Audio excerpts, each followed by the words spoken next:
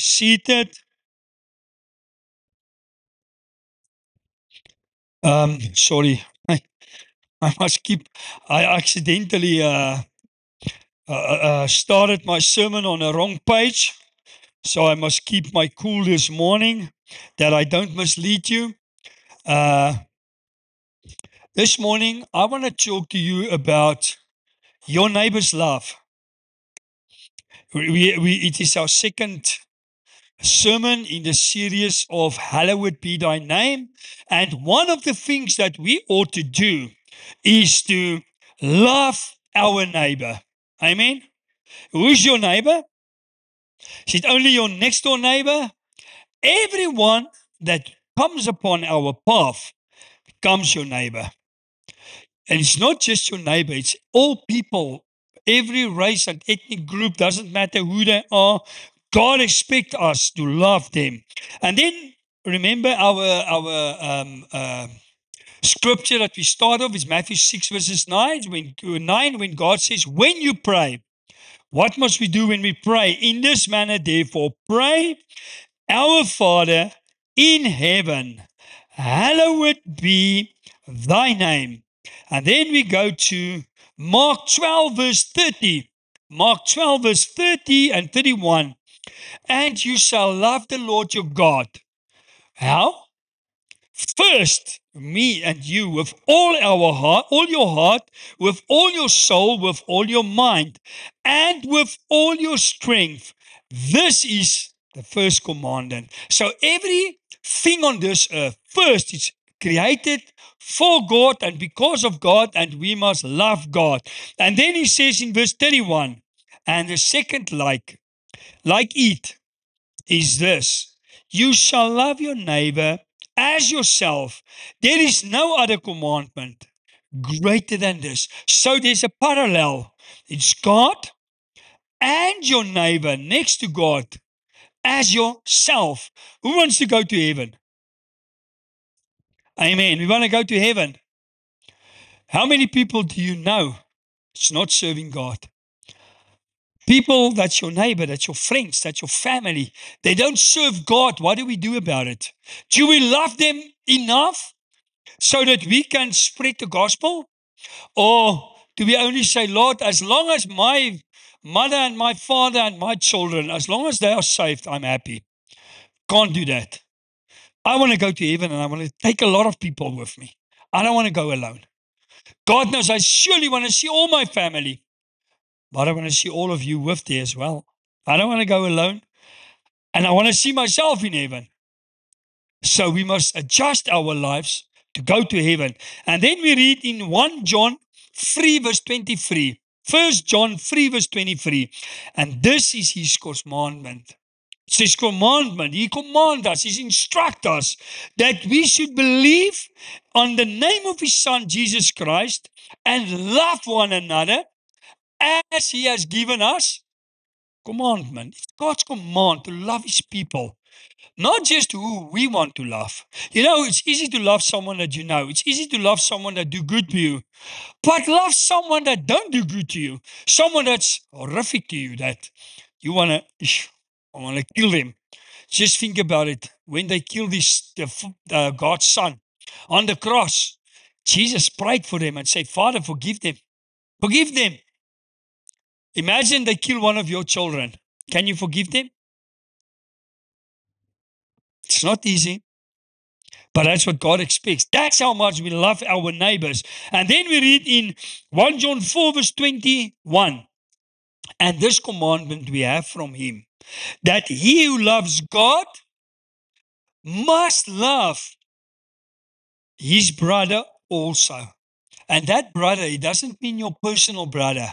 It's a brother in Christ, or even if it's not in Christ, we must love them. We must know that our hearts is right with God. When God comes, he looks into our hearts and he sees what we are busy with. Let me just put this. Jesus is the rock, so now I can use this rock to keep the pages from turning over. And then he says in verse 20, if someone says, I love God and hates his brother, he's a liar. Amen? Or Aina? Amen? Or Aina? For he who does not love his brother, whom he has seen, how can he love God, whom he has not seen? It's easy to love someone that you see and someone that's good to you. But love someone that's just passing by. Love a taxi that drives in front of you. You know, when you're on the highway sometimes, whom of you, when you stand in that queue, and God knows if that taxi's come here. I remember long ago, I was driving a Vito, Mercedes Vito bus. And I was there in Kreersdorp. And what is in that on Dekkers Road? A very busy road. And then I saw the one taxi come past me. I says, never again. What did I do? When I see the taxi come, I went this. I blocked him off. He was shouting and swearing, and I was getting a oh, lekker, I've got you now. You're going to sit in this traffic like me. And when I got to the robots, for some reason I said, I just said, my wife said to me, Malcolm, stop your nonsense. Leave them. I said, no, man, why must I sit in the traffic?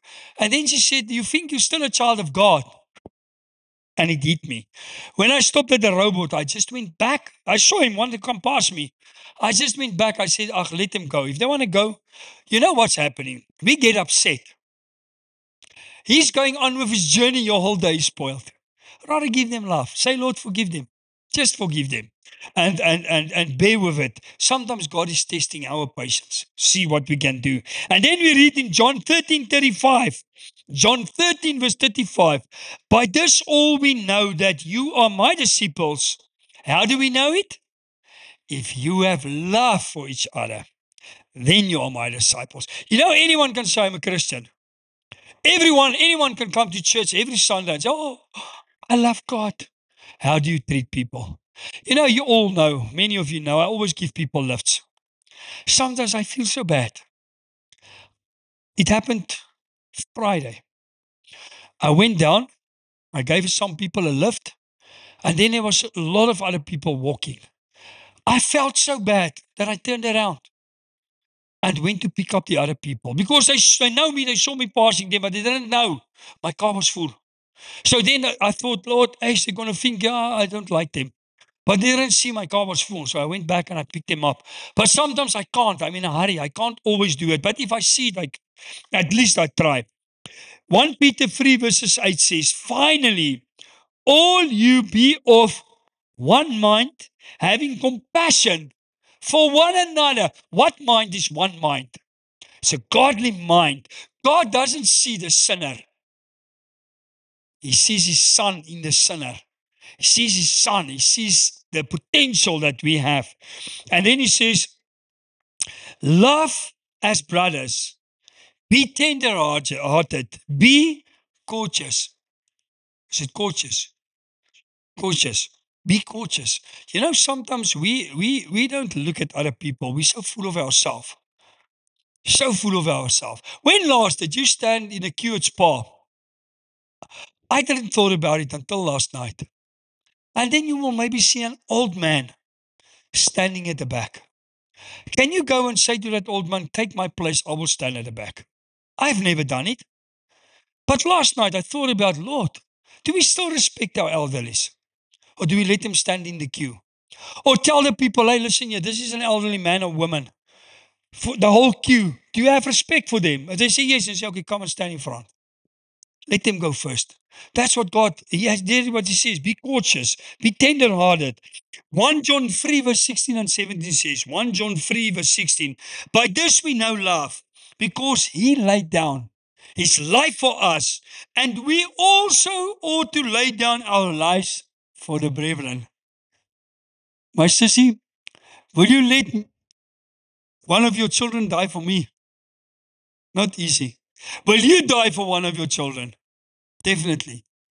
But here the Bible says, you ought to lay your life down for your brother. Mary, I'll think about it. Maybe I'll lay my life down for you. Now, if it comes to the point, we will see what God wants. But this is how serious Jesus takes this brotherhood. He says, but whoever has the world's good and sees brother in need and shut up his heart from him, how? Uh, now I must get my point. Where's my point again? Let me just get it back again, yeah? Matthew, what's the next one? The next one. 1 John 3. Oh, it must be here. Here it is. Does the love of God abide in him?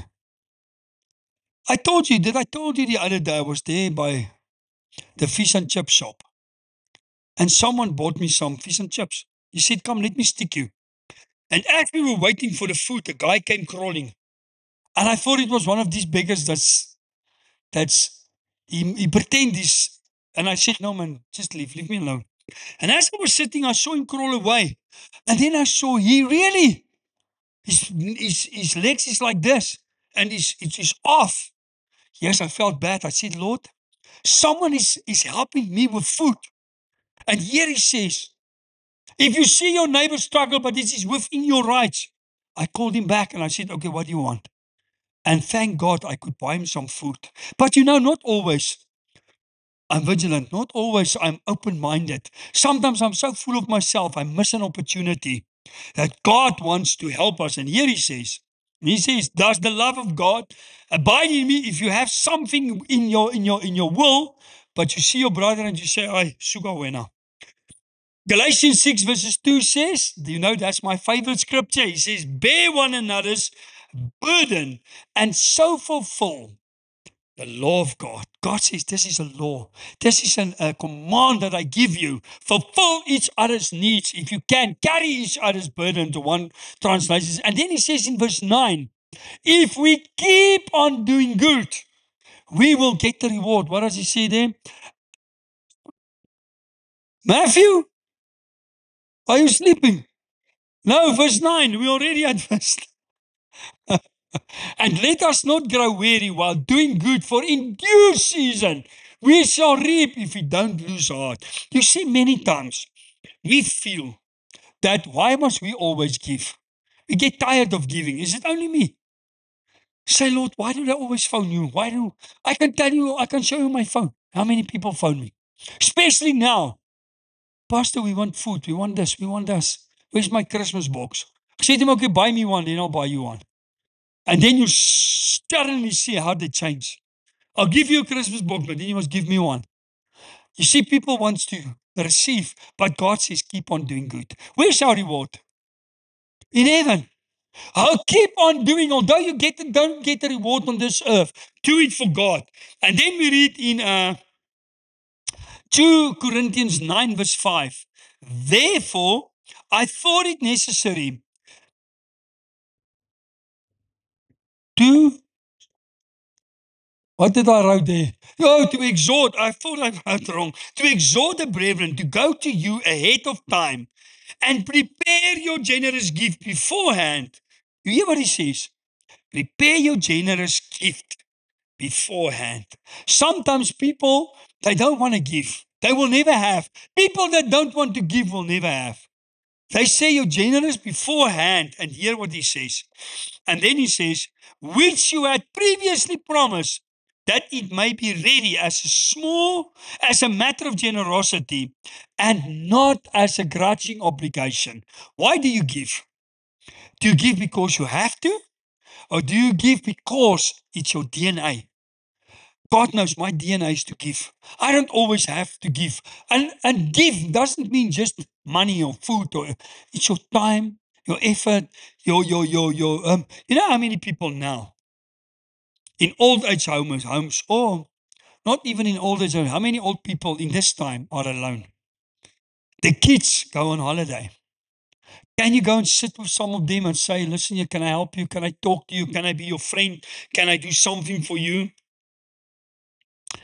Verse 6, but this I say, he who sows sparingly will also reap sparingly, and he who sows bountifully will also reap bountifully. Let each one give as he purposes in his heart. You know this guy that bought us these vegetables? It's the second time he does it. I didn't ask him. All that vegetables that he bought was over 5,000 rand. And he says, I want to give. Not everyone can give. Teresa, you can't do that. Your shop will go down. But if God lays it on his heart, and he wants to, he can give. Remember, it's not what you give. It's your heart that you give it with. How does your heart look? If you can give someone 10 cents, remember Jesus was standing at the treasury, and he saw that lady. She gave everything she had. Of course, it was a heart.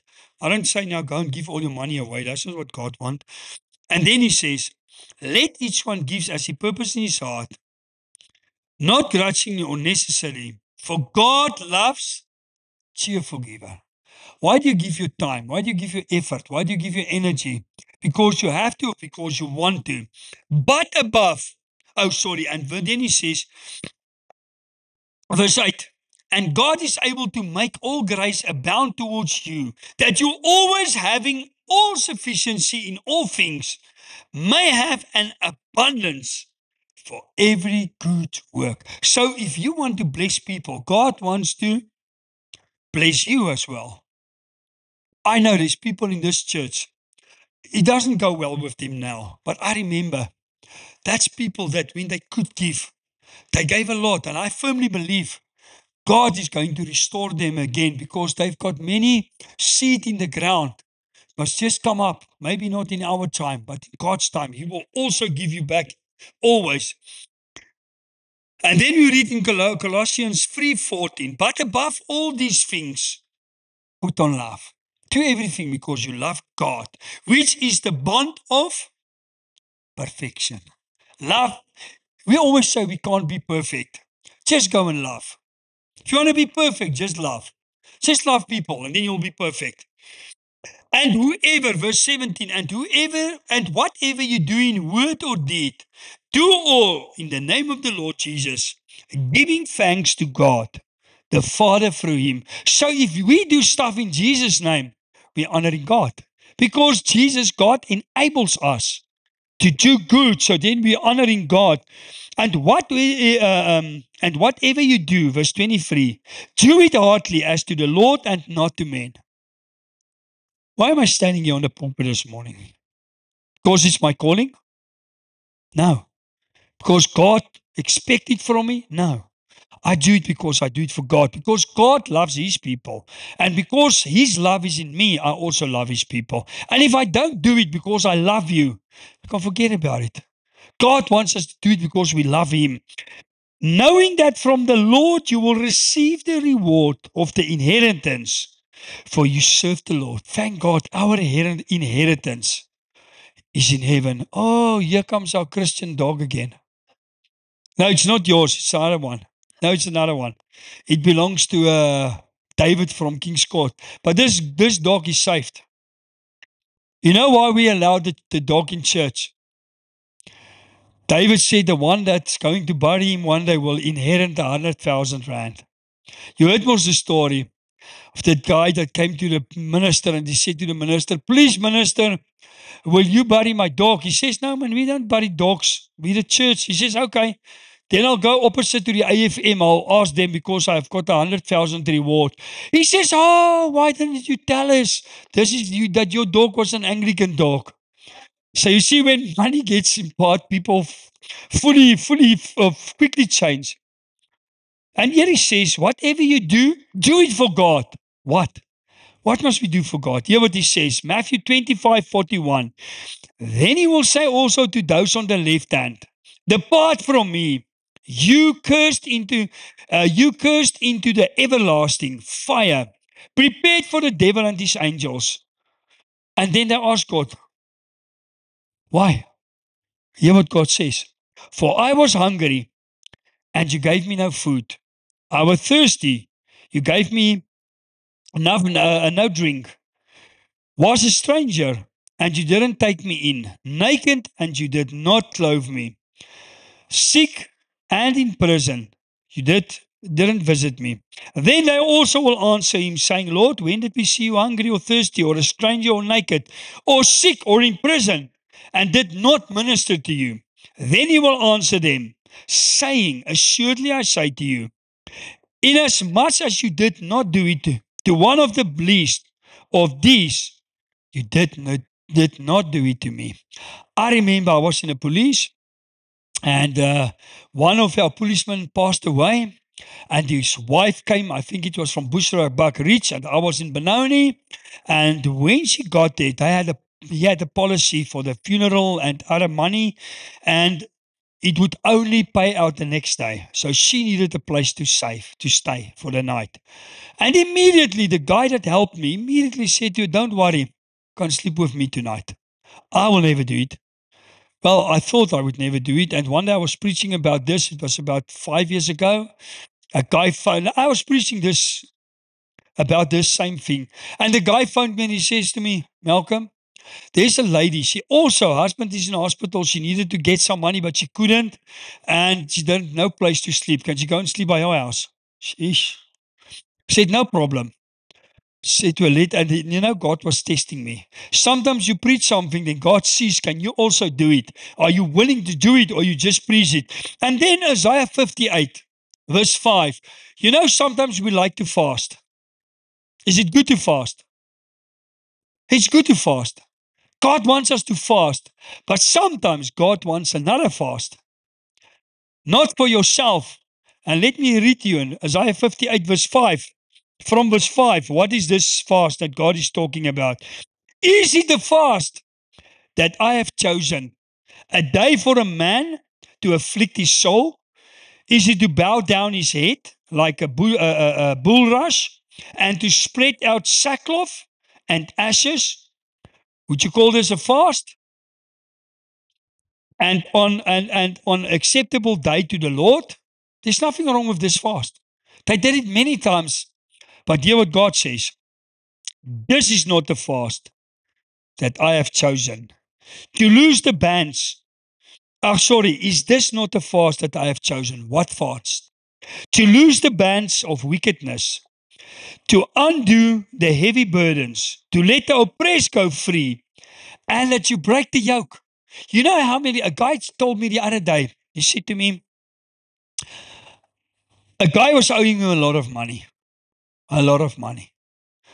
And he was taking the guy to the lawyers. He said to me now in the week, he says that he knew in his heart that guy didn't have the money to pay him. So it was the lawyer's money, it was this guy, so the guy just paid. He didn't even pay the interest. And one day God said to him, you owe other people money now, you want to squeeze that money from him. He phoned the lawyer, he said to the lawyer, you stop it now. And you know what happened? That guy was out, down and out. Didn't have a job. This guy that set the other guy free. He said to me this week, he says, suddenly, after he set that guy free, his blessings is coming in. God is changing his whole life. Sometimes we need to set people free. We need to forgive. We need to forget. We need to get rid of the bitterness so that God can bless us. And then he says, is this not the fast that I have chosen? What we read now. And that you break the yoke. And then, is it not to share your bread with the hungry? And that you bring to your house the poor who are cast out, when you see the naked, that you cover him, and do not hide yourself from your own flesh. You see what we do sometimes? We go to spa. Or is it only me doing it? And I saw this, you know what I did? I was there by, I think it was USAFE. And as I got in my car, I saw a guy running, a white guy, running from Kentucky, but I was parking there to Kentucky. And I saw a guy running from Spa, and I said, not today, Lord. I put that car in reverse. And afterwards, I said, Lord, forgive me. But you know what? At the end of the day, only God knows how many people that I blessed that day. I was in Tzaneen at every shop. I buy a cold drink. I give money. I did this. I said, Lord, no, I can't. I can't more. I don't have to give. I really don't have to give him. So, but it was not the right thing. I should have spoken to him, told him, listen, yeah, sorry, I'm at the end of my giving. I can't give you anymore. I'm finished now giving, but yeah. So sorry, Lord, forgive me. And if you do this in Isaiah 58, what are the benefits? What are the benefits in it for you and me? We help the poor, we give. Hear what he says. Isaiah 58, verse 8. Then your light shall break forth like the morning. Your healing shall spring forth speedily. And your righteousness shall go before you. Who's our righteousness? Christ Jesus. He became sin so that we can be the righteous. So we've got only one right in front of God, and that's Jesus Christ. His righteousness will go before you. So Jesus will make your path smooth. He will guide you wherever you go. He will open the doors. He will provide. He will help you. And then he says, and your righteousness shall go before you. The glory of the Lord shall be your rear end. Praise God, the devil cannot attack you from behind because you're focusing on God. You're going with God. Jesus, your righteous man, is going in front of you. He makes the way, and God's righteous will protect you from behind. Then he says in Isaiah 58, verse 9, then you shall call, and the Lord will answer.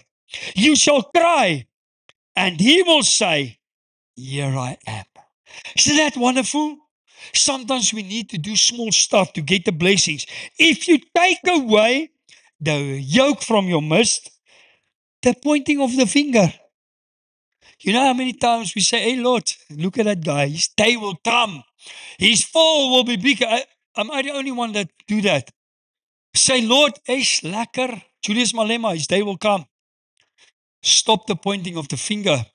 We are all sinners. It's only by the grace of God that we stand. It's not by ourselves. He says the pointing of the finger and speaking wickedness. If you want to know what wickedness is, it's not always a bad thing. Go and read Malachi 3. You will hear what the God said. If you come together, we talk against God. You can go and read it. It's after verse 10. You know, Malachi is all about the mullahs. But then after that, they says, if you come together, you talk about God. And who of you that sits here, who of you talk against God? We all do. Don't lie now. If you talk negative, you talk against God. If you say there's no future in South Africa, you talk against God. If you say that man will or that woman will never change, talk against God. It's wickedness. You're either for God or you're against God. You either speak on behalf of God or you speak on behalf of the devil. There's no in between and say, oh, Lord will forgive me, I'm fine. No. And then we read Isaiah 58 verse 10. If you extend your soul to the hungry and satisfy the afflicted soul. You see, it's not just about money. Satisfy. How many people today needs God? Needs a miracle, needs just someone to speak to him. That's what he's talking about. Then your light shall dawn in the darkness, and your darkness shall be as the noonday. You see, God will take you out of your darkness, out of your misery. Verse 11, the Lord will guide you. When? What does he say there? Continually. The Lord will guide you continually and satisfy your soul in drought and strengthen your bones. You shall be like a watered garden and like a spring of water whose waters do not faint. You see, sometimes God doesn't change your circumstances, but by doing this, He first changes your heart. Your bitter heart, your darkness that the devil tries to put upon you, God changes that. Proverbs 9 verse 17. Proverbs 19 verse 17. He who has pity on the poor lends to the Lord. If you close and shut your eyes and your ears for the poor, you shut your eyes and your ears for God. He says, He has pity on the poor lends to the Lord, and He will pay back what he has given. Praise God. Don't stop giving. God will pay you back. And you know what God says? If I pay you back, I give interest. You know that?